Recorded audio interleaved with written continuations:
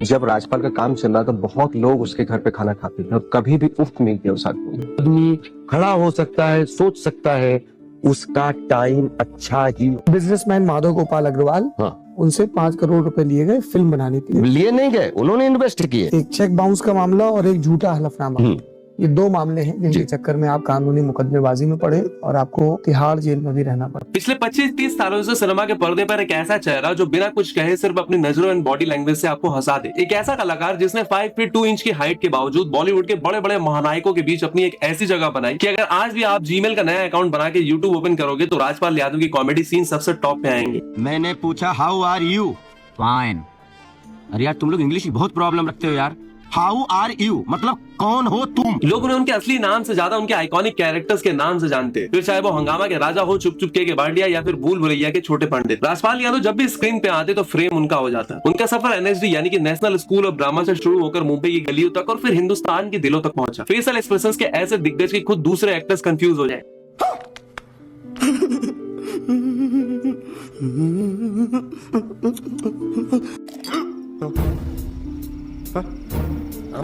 लेकिन यही कॉमेडी जो उनके लिए वरदान थी आज अभिशाप कैसे बन गई? और क्या सच में कुछ लोगों ने जानबूझकर राजपाल यादव के अगेंस्ट षड्यंत्र यानी कि कॉन्स्पिरेसी की?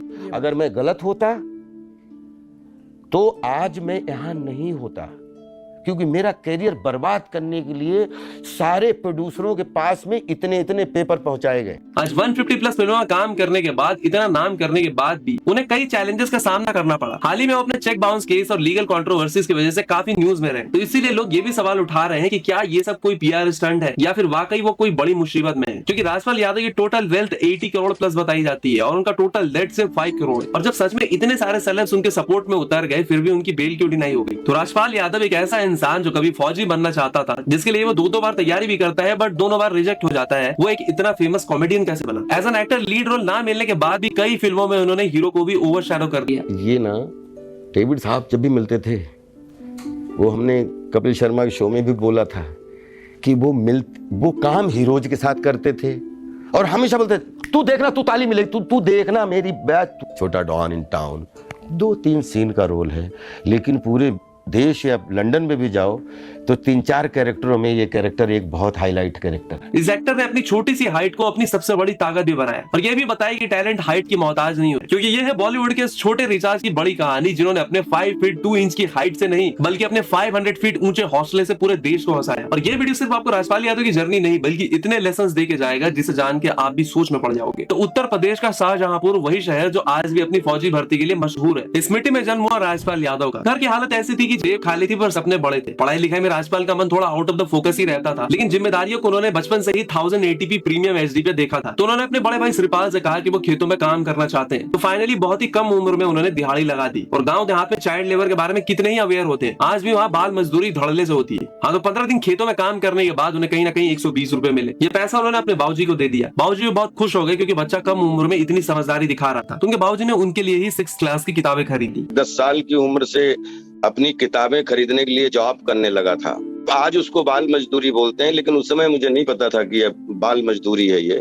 लेकिन जब किताबों के लिए 15 दिन वर्क करके और 8 रुपए पर डे मिलते थे तो 15 120 रुपए, तो 120 रुपए की किताबें साल भर की हमारी कक्षा 6 की आ गई थी, हमें खूब याद है। तो हमारे पिताजी ने बहुत हमें गले लगाया था और बोले कि अब किताबें आ गई हैं और फीस हम पूरे साल की निपटा डालेंगे किसी भी तरीके से। जब थोड़े बड़े हुए फिर भी हालत कुछ वैसी ही रही। पढ़ाई लिखाई में वैसे भी कुछ मन नहीं लगता था, लेकिन बाबूजी का शौक था कि लौंडा डॉक्टर बने। वही स्कूल में मास्टर साहब ने बेंग यानी कि मेढक चीर के प्रैक्टिकल करा दिया। बस यहीं से उनका मन उठ गया डॉक्टर बनने से। लेकिन आज भी राजपाल अपने पापा को याद करते हुए इमोशनल हो जाते हैं कि पिताजी एक बयान याद आ गया, बोले लड़ते रहना है एकदम भैंस के बीच में शेर की तरह।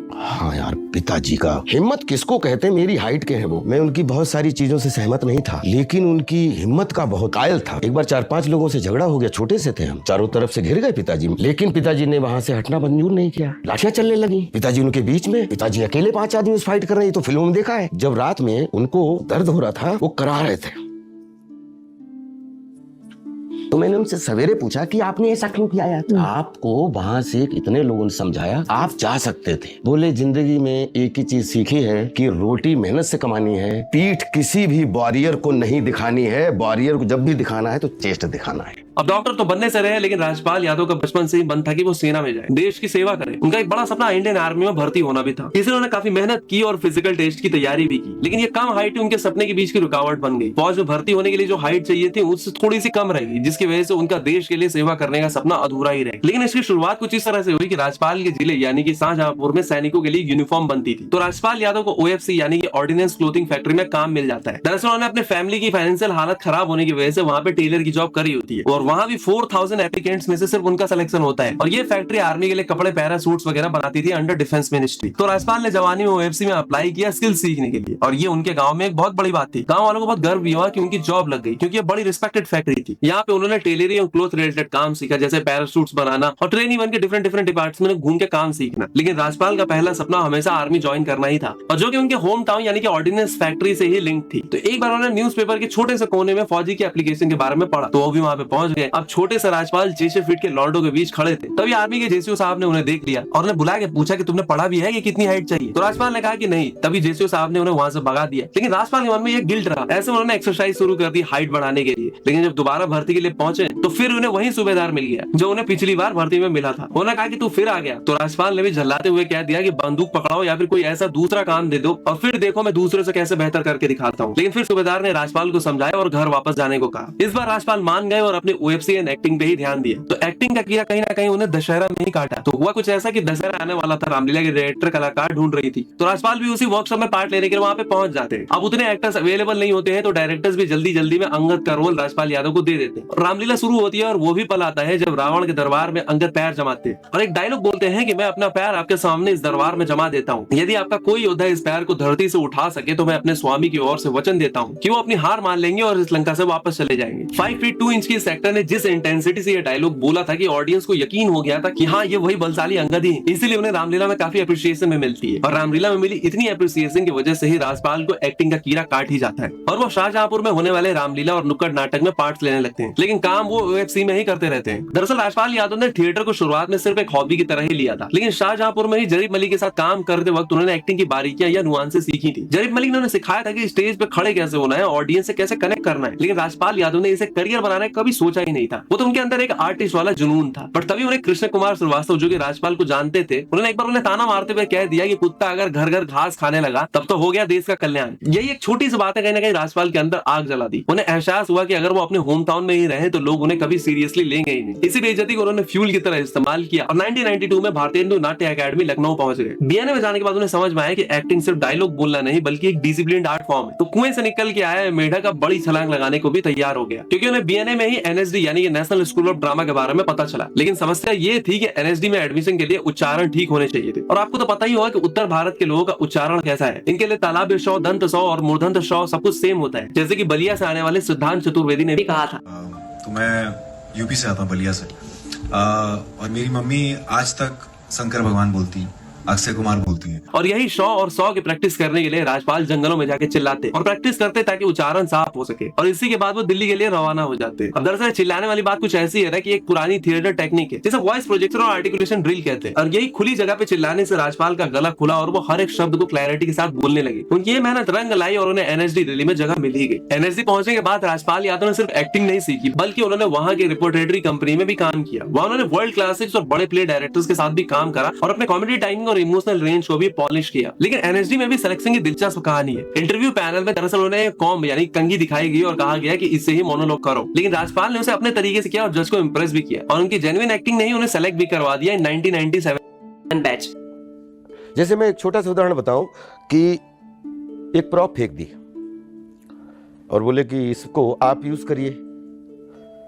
एक तरीके से नहीं, जितने तरीके से यूज करना है वो करिए।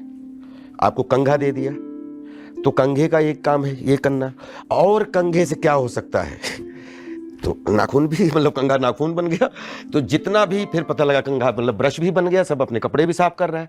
फिर पता लगा कंघा ही मतलब जो है कंघे के क्या क्या दिनचर्या में, मैंने उदाहरण दिया। ऐसे 50 चीजें वो लोग देते थे। गोविंदा एक्चुअली एनएसडी में इंटरव्यू तो उन्होंने निकाल लिया, लेकिन उस टाइम पे एज ए सॉल्वेंसी के तौर पे 36,000 जमा करने होते थे। लेकिन उतने पैसे राजपाल यादव लाते कहां से? तब उनकी मदद के लिए आगे आए उनके गुरु जरीफ मलिक, जिन्होंने कोऑर्डिनेशन आर्ट थिएटर में उनके साथ काम किया था, जिन्होंने पहले भी उन्हें थिएटर में बहुत कुछ सिखाया था। तो उन्होंने किस तरह से पैसे का इंतजाम कराया और एनएसडी में उन्हें जगह दिलाई। और अभी उनके पर जो केस वगैरह हुआ है ना, उस पर अगर बात करें तो मामला है आता पता लापता जैसे फिल्म से जुड़ा हुआ। एक्चुअली 2010 में उन्होंने मुरली प्रोजेक्ट्स प्राइवेट लिमिटेड से करीब 5 करोड़ का लोन लिया होता है, जिससे वो अपनी खुद की फिल्म बनाते हैं। लेकिन जब ये फिल्म रिलीज होती है तो बॉक्स ऑफिस में बुरी तरह से फ्लॉप चली जाती है। राजपाल यादव को तगड़ा नुकसान होता है, लेकिन जिस कंपनी ने कर्ज दिया होता है उसने अपने पैसे वापस मांगे होते हैं। अब लोन चुकाने के लिए उन्होंने जो चेक्स दिए होते हैं वो बार बार बाउंस होने लगते हैं, जिसकी वजह से उन पर सेक्शन 138 के तहत 7 अलग अलग क्रिमिनल केसेस फाइल कर दिए जाते हैं। अब इसमें 15 साल का इंटरेस्ट और पेनल्टीज के बाद ये 5 करोड़ की रकम लगभग 9 करोड़ तक पहुंच जाती है। और जिनको भी लग रहा है कि ये भाई एक पीआर है तो ये कोई पब्लिसिटी स्टंट नहीं है। कोर्ट ने उन्हें पिछले कई सालों में बहुत मौके दिए हैं सेटलमेंट के लिए। उन्हें 20 ज्यादा टाइम्स कोर्ट में वादा किया है कि वो पैसे दे देंगे, लेकिन हर बार डेडलाइन निकल गई। कोर्ट ने उनके बिहेवियर को डिप्लोरेबल तक कहा और कहा कि सेलिब्रिटी होने का मतलब ये नहीं है कि आप बार बार लॉ को इग्नोर करो। इस बीच में ये भी आरोप लगा कि उन्होंने कोर्ट में गलत जानकारी दी, जिस वजह से केस सिविल से क्रिमिनल कंटेम्प्ट की तरफ मुड़ गया। और इवेंचुअली 5 फरवरी 2026 को राजपाल यादव ने दिल्ली के तिहाड़ जेल में सरेंडर कर दिया। आज वो अपनी 6 महीने की सजा काट रहे हैं क्योंकि उन्होंने फाइनल पेमेंट डेडलाइंस मिस कर दी है। ऐसा सुनने में आया कि सोनू सूद ने अपनी फिल्म में साइन कर रहे हैं, एडवांस पेमेंट तक की बात आई। और ऐसा भी सुनने में आया कि पॉलिटिशियन तेज प्रताप से लेकर के बड़े बड़े सेलेब जैसे सलमान खान वगैरह भी उनकी मदद करने के लिए आगे हैं। लेकिन अब जाकर उनके भाई शिवपाल यादव ने कहा है कि राजपाल की मदद के लिए जो खबरें आ रही है उनमें सच्चाई नहीं है। उन्होंने क्लियर किया कि अभी तक उनके परिवार को किसी भी तरह की कोई बड़ी फाइनेंशियल हेल्प नहीं मिली है। शिवपाल ने यह भी इशारा किया कि उनके एंसेस्ट्रल प्रॉपर्टी और एसेट्स हैं, लेकिन लीगल कागजाती कार्रवाई और कोर्ट के ऑर्डर्स की वजह से वो उन्हें तुरंत कैश में बदल के लोन नहीं चुका पा रहे। बट देखो, ऐसा नहीं है कि राजपाल यादव करियर यहीं पे एंड हो जाता है, क्योंकि उनके पास अभी भी फ्यूचर में बहुत से प्रोजेक्ट्स हैं, जैसे कि भूत बंगला, वेलकम टू जंगल। फिर भी इस कहानी